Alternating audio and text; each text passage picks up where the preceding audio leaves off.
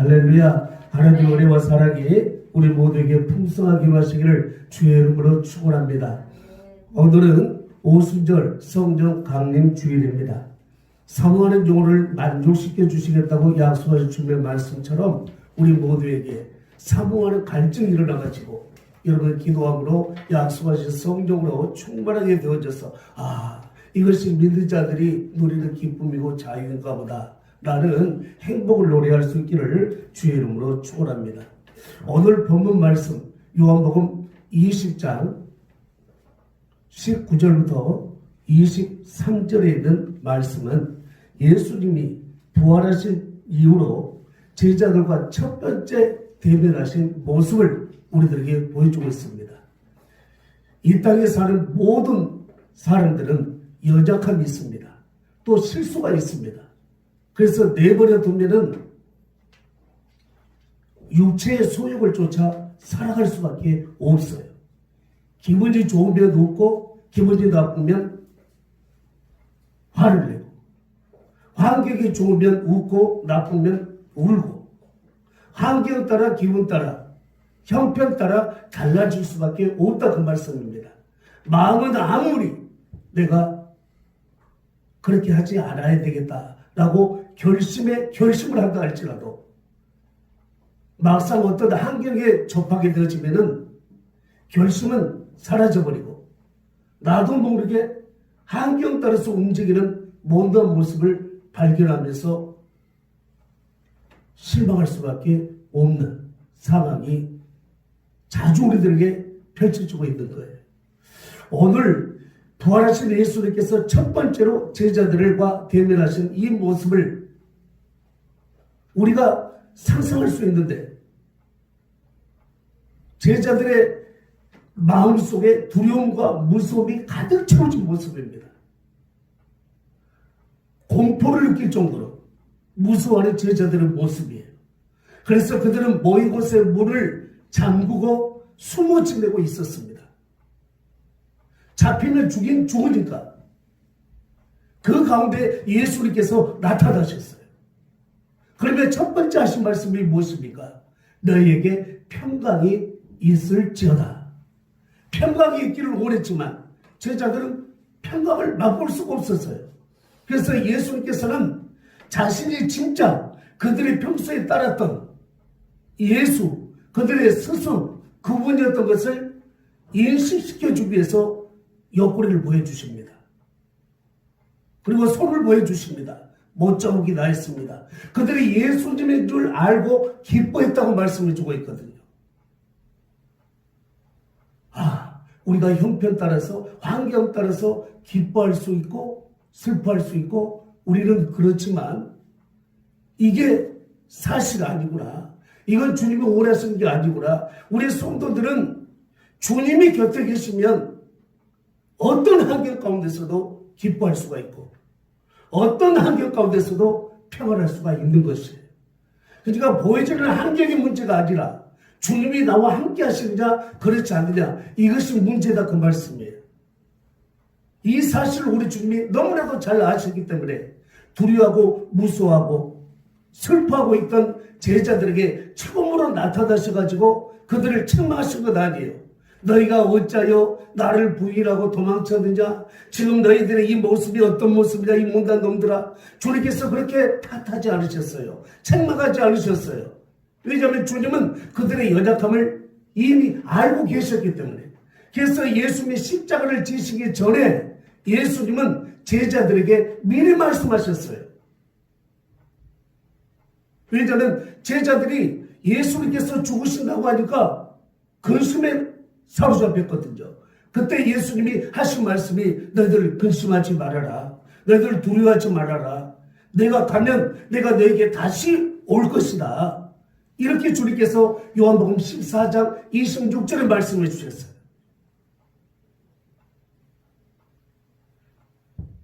그리고 예수님은 이어서 하신 말씀이 내가 너희를 이 세상에 고아처럼 내버려두지 아니하고 너희에게로 다시 올 것이다. 여러분 생각해 보세요. 이 세상에서 가장 약한 자들의 대명사가 당시에는 고아였어요. 그리고 과부였어요. 그런데 고아처럼 내버려두지 않고 예수님이 다시 오신답니다. 예수님이 십자가 위에 달리시기 위해서 제자들과 분리된 때가 있었죠. 유대인들에게 잡힌 그 이후로 제자들의 모습을 보셔요. 못난 모습입니다. 약한 모습입니다. 아무런 힘도 없는 모습입니다. 마치 고아와 같은 모습이었습니다. 십자가 위에 예수님이 달리셔서 죽으신 이후 3일 동안의 제자들의 모습을 보십시오. 오늘 모습이 그 모습인 거예요. 제자들은 유대인들이 무서웠어요. 사람들이 두려웠어요. 그래서 그들은 모인 곳에 문들을 잠궈놓고 숨어 지내고 있었다 그 말입니다.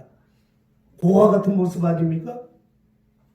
주님과 함께 있었을 때 제자들은 주님께서 성령께서 이 땅에 오셔가지고 그들을 인도하시면 너희가 이렇게 되어지리라 하는 그런 모습의 삶을 살았던 것이에요. 그런데 주님의 십자가에서 죽으신 이후로 제자들은 고아처럼 되어버린 거예요. 예수님이 사실을 아셨기 때문에 내가 다시 오는데 뭐하기 위해서 너희들을 고아처럼 내버려두지 않기 위해서 오신다 그 말씀이에요.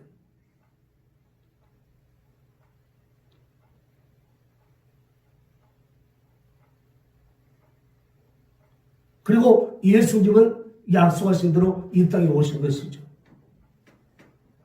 오늘 말씀을 우리 다시 한번 살펴보면 주님의 뜻이 우리들에게 분명히 보여집니다. 한번 읽어봅시다. 요한복음 20장 19절 한번 읽어봅시다. 시작. 이날 곧 안식 후 첫날 저녁 때 제자들이 유대인들을 두려워하여 모인 곳에 문들을 닫았더니 예수께서 오사 가운데 서서 이르시되 너에게 평강이 있을지어다. 평강이 없었다고 말씀이죠. 평강이 있을지어다. 이 말씀을 하시고 손과 옆구리를 보이시니 제자들이 주를 보고 기뻐하더라. 환경은 똑같았는데 주님을 느끼는 순간 그들이 기뻐할 수가 있었다고 말이에요. 여전히 형편은 같았는데 주님이 함께 하신 것을 그들이 느끼는 그 순간 기쁨이 있었다 그 말씀이에요. 여러분 오늘 여러분들도 주님으로 말미암아 웃고 우는 인생을 살 수 있는 것이지 환경이 지금보다 좀 나아지면 내가 웃을 수 있겠다? 형편이 좋아지면 웃을 수 있겠다? 여러분 그건 잠깐이요. 사람 욕심은 한도 없어요. 주님이면 족합니다는 여러분 신앙 고백이 있을 수 있기를 주의 이름으로 축원합니다. 오늘 예수께서 오사 그 가운데 서서 이르시되 너에게 평강이 있을지어다. 이 말씀을 하시고 손과 옆구리를 보시니 제자들이 주를 보고 기뻐하더라. 이렇게 말씀하고 있죠. 그러면서 예수께서 또 이르시되 너에게 평강이 있을지어다. 아버지께서 나를 보내신 것 같이 나도 너희를 보내더라. 이 말씀 가운데는 주님께서 이들을 신뢰하고 있음을 알 수가 있어요. 22절 이 말씀을 하시고 그들을 향하사 숨을 내쉬며 이르시되 성령을 받으라. 아멘. 이게 처방전입니다. 성령을 받으라. 자, 부활하신 주님과 제자들의 첫 번째 이 대면. 제자들은 예수님께 실망을 주는 모습이었어요. 그런데 예수님은 실망하지 않으셨습니다. 오히려 그들을 위로하시고 힘을 실어줍니다. 두려움 가운데 빠질 수밖에 없는 것이 너희의 본 모습이야. 너희는 이렇듯 내가 없으면 너희는 두려워할 수밖에 없어. 무서워할 수밖에 없어. 내가 너에게 그동안 가르쳤던 말씀을 너희들은 실천에 옮길 수 있는 능력이 없어. 한마디로 제자로서 너희들은 사명을 감당할 수가 없다. 그러니 너희들은 성령을 받으라 그 말씀이에요. 예수님께서 제자들에게 성령을 주신 목적이 무엇이냐? 아버지께서 나를 보내신 것 같이 나도 너희를 보내노라 말씀하고 있거든요. 예수님이 이 땅에 뭐하러 오셨습니까? 예수님은 복음 전파로 오셨습니다. 전도하기 위해서 오셨습니다. 예수님은 무엇하기 위해서 오셨습니까? 죽으러 오셨습니다. 그런데 하나님께서 예수님을 그렇게 하라고 보내셨는데 제자들은 그렇게 할 수 없다 그 말씀이에요. 예수님도 제자들을 세상에 그렇게 보내기로 보내셨는데 지금의 모습은 절대 아니에요. 그렇지만 성령을 받으면 할 수 있다. 그러니 성령을 받으라. 이렇게 말씀하신 것이에요. 여러분, 이 성령을 받으라. 성령을 받으면 지금 모습은 아니다 그 말이에요. 지금과 달라진 모습으로 아직 성령을 받으면 내가 너희에게 그동안 가르쳤던 말씀대로 훈련 받은 대로 너희들은 제자로서 살 수가 있어. 그러니 너희들은 성령을 받으라. 이렇게 말씀하신 것이죠. 여기서 성령을 받으라 말씀하신 것은 사도행전 1장 4절 5절 말씀에 보면은 성령의 세례로 말씀해 주고 있는 거예요. 성령 세례는 성령 충만을 의미하는 거예요. 예수님께서 우리들로 하여금 예수님이 우리의 주님인 것을 고백하기 위해서 고백하도록 돕는 성령님은 우리 안에 내주하여 계시는 성령님이에요. 그런데 내주하신 성령님으로 오늘 우리들은 제자다운 삶을 살 수 없다 그 말씀이에요. 그래서 이 성령께서 충만하도록 성령 충만함을 받으라라고 우리 주님께서 말씀하셨는데 이 성령 충만, 성령 세례는 하나님께서 우리들에게 약속하신 하나님의 언약입니다. 언약. 요엘서 2장 28절 29절 말씀을 보면 내가 나의 영으로 많은 사람들 모든 사람에게 부어주리니 너희의 자녀들은 장대일을 말할 것이요 너희의 늙은이들은 꿈을 꿀 것이요 너희의 젊은이들은 이상을 볼 것이며 내가 내 영으로 남종과 여종에게 주의 영을 물부터 부어주시겠다고 말씀하셨어요. 여기서 부어주신다는 말씀은 쏟아부어 주신다 그 말씀이에요. 하나님의 약속인 거예요. 그런데 이 약속이 아직 임하시기 전임으로 말미암아 제자들은 인간의 본능적인 욕구에 의해 가지고 움직일 수밖에 없었던 거예요. 그래서 예수님의 십자가에 죽으신 그 모습을 바라보면서 이제 우리도 죽었구나. 어떻게 하지? 우리가 여기 있다는 것이 발각되어지면 우리도 잡혀 죽을 수밖에 없을 텐데 물을 걸어 잠거나 물을 걸어 잠고 그래서 숨어지고 있었던 것이에요. 주님이 그 가운데 오셔가지고 책망하시지 않았습니다. 왜냐하면 그들의 연약함을 아셨기 때문에 그들의 부족함을 아셨기 때문에 그들은 주님과 함께 있었을 때 제자다운 모습을 가졌었지 주님과 분리되어질 때 제자들은 주님의 제자다운 모습을 가질 수가 없다는 것을 예수님은 미리 아시고 십자가에서 죽으시기 전에 제자들에게 명심시켜 주셨던 거예요. 내가 떠나가면 성령을 너에게 보내주시겠다. 다른 보혜사를 너에게 보내주겠다. 다른 보혜사는 성령님을 의미하는데 여러분 다른 보혜사를 할 때 여러분 다른 보혜사 보세요. 그러니까 첫 번째 보혜사는 예수님이에요. 근데 예수님이 가시고 나니까 그 다음에 다른 보혜사를 보내주시겠다고 하셨는데 이 다른이라는 말은 예수님과 똑같은 전혀 다르지 않냐고 모든 것에서 아주 똑같은 예수님을 보내주시겠다는 거예요. 그리고 오순절 약속대로 성령께서 이 땅에 오실 것이죠. 예수님께서는 죽으시기 전에도 그리고 십자가 위에서 죽으시고 난 다음 마지막 처음으로 제자들을 만나서 하신 말씀이 성령을 받으라. 그리고 40일 동안 제자들과 함께 계시며 하나님의 나라에 대하여 말씀을 하시고 마지막 공중으로 올라가시기 전에도 아버지의 약속하신 것을 기다리라. 요한은 너희에게 물로 세례를 주었지만 너희는 몇 날이 못되어 성령으로 세례를 받을 것입니다. 이렇게 말씀하시면서 성령이 임하면 권능이 임하고 권능이 임하면 너희가 증인이 되어져라라고 말씀하시며 공중으로 올라가셨던 것이에요. 하나님께서 우리들에게 약속하신 성령은 오늘 그야말로 하나님의 약속이에요. 하나님은 신실하신 하나님. 한 번 하시겠다고 약속하시면 반드시 이루시는 하나님, 지키시는 하나님.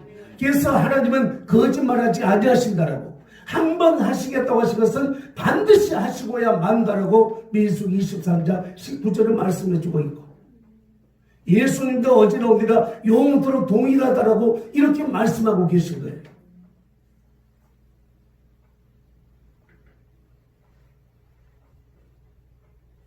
다른 보혜사 할 때 이 다른이라는 말은 꼭 같은이라고 표현을 했죠. 보혜사라는 것은 무엇이냐? 보혜사는 파라클레토스라고 그래요. 파라클레토스.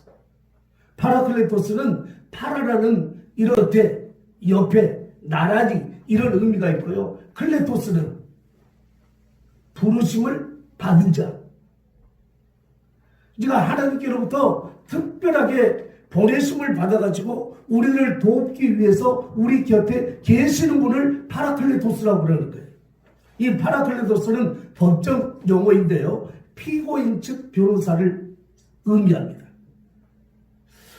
재판장에 가면은 원고, 고소한 사람이 있고 또 죄를 지은 사람이 있어요.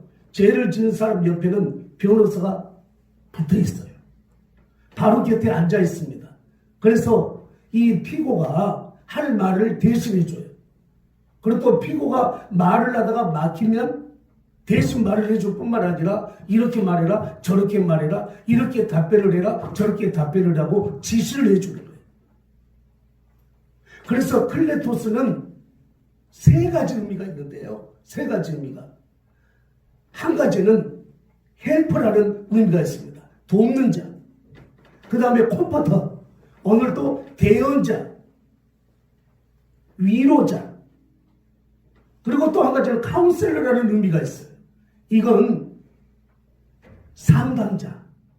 그러니까 하나님께로부터 특별 명령을 받고 우리의 연약함을 도우시기 위해서 우리 곁에 항상 우리와 함께 계시는 분이 보혜사 성령님이시라 그 말이에요.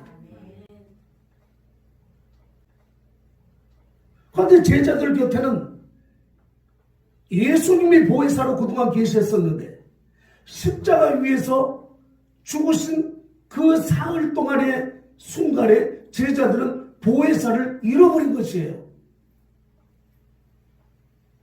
그러니 그들은 원래 못난 모습으로 돌아갈 수밖에 없었던 것이고, 예수님은 그것을 미리 아셨기 때문에 그들의 연약함을 아시고 그 연약함을 돕기 위해서 다른 보혜사를 보내주시겠다고 약속하신 것이에요. 로마서 8장 26절 말씀에서도 이와 같이 성령도 우리의 연약함을 도우시나니, 성령도 우리의 연약함을 도우시나니 이렇게 말씀하고 있어요. 성령님은 우리의 연약함을 도우시는 하나님이신 거예요. 연약함이 없는 사람은 없죠. 그런데 성령의 도우심을 받는 사람이 있고 성령의 도우심을 받지 못하는 사람이 있고, 성령의 도우심으로 말미암아 연약한 가운데서도 강하여 용맹을 바라는 성도가 있는가 하면 환경에 따라 지배를 받으면서 오늘 성령의 은혜를 힘입기 전까지의 못난 제자들의 모습과 같은 모습으로 사는 성도들도 있다는 말씀이에요. 환경과 형편에 따라 웃고 웃는, 어떨 때는 믿음이 있는 모습을 보였다가도 어떨 때는 저게 예수님 믿는 사람이야? 저게 장로야? 저게 권사야? 저게 집사야? 저 교회 다니는 건 맞아? 이런 말을 들을 수도 있는 연약한 모습으로 사는 이런 사람들이 있다는 것이에요. 그러니 성령을 받으라 이렇게 말씀하고 계신 거예요. 연약함을 도우신다 할 때 돕다, 도움다 이런 의미는, 돕는다라는 이 말을 헬러 단어로는 순안티담바노마이라는 단어를 쓰고 있는데, 순이라는 말은 함께, 그리고 안티, 오늘 이 말은 이 맞은편에서, 그리고 람바노마이 이 말은 들어 올린다 이런 의미가 있어요. 그러니까 순한티람바 노마이, 이 말은 우리의 연약함이 있어가지고 내가 인생의 짐을, 또 신앙의 짐을 내가 스스로 들어 올릴 수가 없어. 약함이 있기 때문에 내 짐을 내가 스스로 들어 올릴 수 없는데, 보혜사 성령님께서 내 곁에 계셔가지고 나와 함께 그 짐을 들어주신다, 그 말씀. 내 힘이 버기운데, 내 힘으로서는 한계가 있는데 절대 나는 할 수 없는 것을 내 곁에 계셔서 성령님께서 만들어 주신다는 의미예요. 그래, 우리 주님은 연약한 제자들의 모습을 바라보시면서 책망하시지 아니하고 성령을 받으라. 너희 성령을 받아야 제자다운 모습으로 말씀을 지킬 수가 있고 맡겨주신 사명을 감당할 수가 있어. 예수님이 제자들을 부르셨을 때 그들에게 주신 사명이 무엇이었습니까? 예수님과 함께 있게 하기 위해서 그들을 부르셨어요. 보혜사 전도하게 하기 위해서 보내셨어요. 그리고 귀신 쫓는 권능도 가지게 하기 위해서 부르셨다, 그 말씀이에요. 그런데 지금의 제자들의 모습은 전혀 아니거든요. 주님과 함께 있지도 못했어요. 다른 사람에게 하나님 나라와 예수님에 관해서 복음을 전파하기를 커녕 그들 자신의 생명이 위태로워가지고 공포와 두려움 가운데 모인 것에 문을 걸어잠그고 숨어 지내고 있던 이런 못난 모습이었다, 그 말입니다. 그런데 오늘 오순절 성령 강림 이후에 제자들은 진짜 제자다운 모습으로 승리하는 삶을 살 수 있게 되어진 거예요. 왜냐하면 그들 곁에서 성령님이 도와주셨기 때문에. 성공과 실패는 인생의 성공과 실패하고 연결된다고 그랬어요. 신앙의 승리가 인생의 승리고 신앙의 실패는 인생의 실패라고 말씀을 드렸어요. 그런데 신앙의 승리는 성령의 도움을 받아야 된다, 그 말이에요. 그래서 여러분, 성령을 받으시기를 주의 이름으로 축원합니다. 성령의 세례를 받으시기를 주의 이름으로 축원합니다. 이것이 예수님께서 가르치시는 가르침이었어요. 내 연약함을 인정해야 돼요. 우리의 못난 모습을 인정해야 돼요. 나는 할 수 있어. 아무리 자신만만하게 힘이 있음을 강조한다 할지라도 예수님은 다 알고 계셔요. 베드로 보셔요. 예수님이 십자가에서 죽으신다고 할 때 다른 제자들도 마찬가지였지만 특별히 베드로는 앞장서가지고 예수님 그런 말씀하지 마십시오. 저는 절대로 주님 따라하지 않습니다. 절대로 주님 부인하지 않습니다. 홀로 내버려두고 나 혼자 살겠다고 도망치지 않습니다. 그때 주님이 뭐라고 하셨습니까? 오늘 밤 닭이 울기 전에 네가 3번 나를 부인할 것이다. 주님이 미리 아셨어요. 그래서 지금 주님을 부인하고 저주하고 도망쳐가지고 숨어 지내고 있던 베드로를 비롯한 제자들을 바라보시며 책망하신 게 아니에요. 내가 말했잖아. 너희들 이렇게 된다고 내가 말했잖아. 그리고 그 다음에 뭐라고 했지? 처방전을 주었지. 그런데 그 처방전대로 다른 보혜사 성령님을 내가 아버지께로 가면 너에게 보내줄 터인데, 아니 내가 다시 이제 영으로 너에게 임할 텐데, 실상을 말하면 그것이 더 유익이다. 절대로 너희를 고아처럼 내버려두지 않겠다. 홀로 두지 않겠다, 그 말이에요. 그래서 제자들은 이제 선택을 해야만 됐어요. 그들이 예수님이 십자가에서 죽으시고 난 이후 사흘 동안 보이지 않자 완전 쫄장부가 되어졌잖아요. 그들은 못난 모습을 바라보며 한없이 후회하고 있는 그런 상황 가운데 이제는 예수님께서 다시 한번 말씀을 확인해 주시니 예수님의 말씀과 그들의 연약한 가운데서 그들은 선택을 했어야만 돼요. 여러분들도 마찬가지. 지금 우리의 연약함이 다 있어요. 우리의 못난 모습이 있어요. 예수를 믿는 성도들 치고 교회에 다니는 사람들 치고 예수를 위해서 살고 예수를 위해서 죽고 하나님의 말씀이 하라고 하면 할 것이고 하지 말라고 하면 하지 않을 것이다. 이렇게 마음 먹지 않는 사람이 누가 있냐, 그 말이에요. 그런데 사실적으로 지켜지는 것을 볼 때는 고백대로 안 되거든. 우리의 신앙은 주님이 도와주시지 않자면 절대로 마음먹은 대로 할 수가 없어요. 하나님의 뜻대로 지킬 수가 없다 그 말씀이에요. 그러니 여러분 진짜 하나님의 자녀다운 모습으로 이 땅에 사는 동안 하나님께서 부르신 목적에 합당한 삶을 살기를 원하신다면 성령 충만함을 받으시기를 주의 이름으로 축원합니다. 이것이 정답입니다. 내 연약함을 도우시기 위해서 항상 내 곁에 함께 계시는 보혜사 성령님.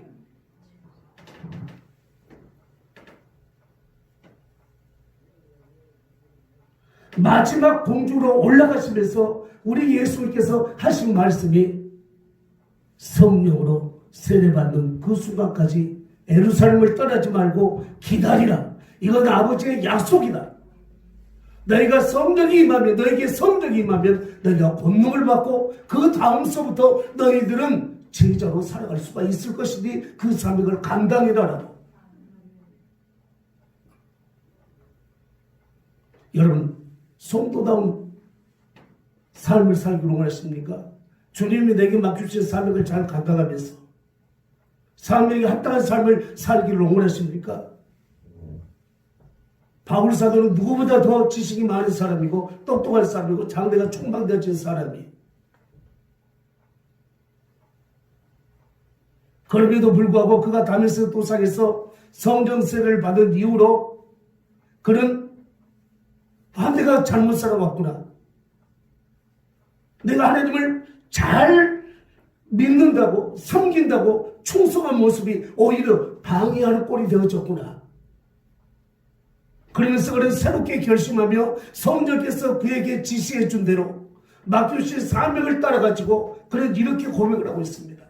나의 달려갈 길과 주 예수께 받은 바 사명, 곧 하나님의 은혜의 말씀을 증언할 일을 마치라면 나의 생명조차 조금 더 귀한 것으로 여기지 아니하노라. 성령께서 도와주시니 그런 고백을 할 수가 있었고, 성령께서 도와주시니 고백한 대로 살아갈 수가 있었던 것이에요. 오늘 우리들 의지적으로, 감정적으로, 지식적으로 약하디 약한 모습입니다. 그렇지만 우리 주님은 저희들을 바라보시면서 너희는 온 천하에 다니며 만민에게 복음을 전파해라, 모든 민족으로 제자를 삼아라. 아직 우리들의 연약함을 아시고 미련함을 아시고 부족함을 아시는 그 주님께서 우리들에게 온 천하에 다니면서 복음을 전파하라, 모든 민족에게 복음을 전파하여 제자를 삼아라, 이렇게 말씀하신 것은 주님이 그냥 우리 기분 좋으러 가신 말씀이 아니에요. 내가 내게 분부한 성령의 충만함을 힘입으면, 성령 세례를 받으면 너희들도 할 수가 있어라는 주님께서 우리들을 바라보시면서 무한한 가능성을 보셨기 때문에 성령만 받으면, 성령이 충만하면 너희들 할 수 있어. 그러니 너희들은 먼저 일하려고 하지 말고, 먼저 나가려고 하지 말고 성령을 기다려라, 이렇게 말씀하신 거예요. 주님을 위해서 살고 싶죠? 또 주님을 위해서 죽고 싶죠? 이왕의 신앙생활을 하는 이런 거라면 하나님이 기뻐하시고 모든 사람들에게 하나님께서 세워줄 만한 인정받은 신앙생활을 하고 싶죠? 그런데 마음대로 안 되잖아요. 마음대로 안 되니 나는 할 수 없으라고 포기하지 마시고, 주님이 주신 비결, 주님께서 우리들에게 내려주신 처방전 따라가지고 성령 세례를 받으시기를 주의 이름으로 축원합니다. 성령이 우리에게 임하시면 우리들에게 권능이 임할 것이고, 그 권능이 임하면 오늘 우리들은 어떤 상황 가운데서도 제자다운 모습으로, 그리스도다운 모습으로, 그리스도인다운 모습으로 우리 주님을 섬길 수가 있고, 우리들에게 맡기신 직분에 충성할 수가 있고, 세상의 소금된 역할과 빛된 역할을 통해서 많은 사람들에게 예수님을 전해주는 도구로 쓰임받을 수 있는 줄로 믿습니다.